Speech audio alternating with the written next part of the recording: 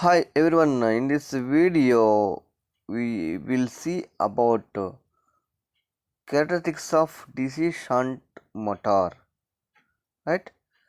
First we'll see about torque and armature current characteristics. So in DC shunt motor, developed torque is directly proportional to flux into armature current. So where pi is constant, so that the torque is proportional to Ia, right? So once armature current increases, the torque also will increase. That's what. So in torque armature current characteristics, so when armature current increases, the developed torque or armature torque will increase linearly, right? So next we will see about speed and armature current characteristics. So when we come to the speed, so speed is directly proportional to V minus Ia Ra by pi. It is proportional to V minus Ia Ra. So when armature current increases, the speed will reduce. So we can see here, when armature current increase, the speed will reduce because of here minus is there, right? So armature current is increases, the speed will reduce linearly. Next one, speed torque characteristics of DC shunt motor. So here speed is reduced when armature current increase, right? So next one, the torque will increase. When Ia increases, torque will increase, right? We have seen in earlier characteristics, right? So when torque increases, the speed will reduce. This is about here. When torque increase, the speed will reduce, right? So this is about DC shunt motor characteristics, and we'll see the DC series motor now. So in DC series motor, the important one is flux is directly proportional to armature current. Okay, then torque is proportional to pi Ia proportional to Ia square. So pi A is increases, the torque will increase with square, right?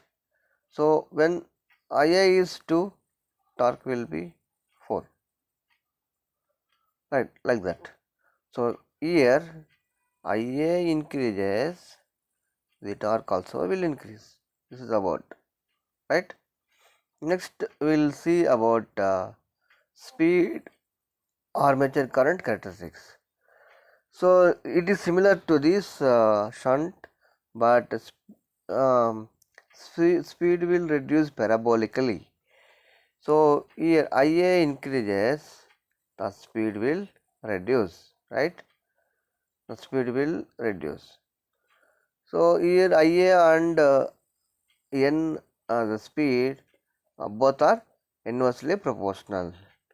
Similarly, speed torque characteristics of DC series motor.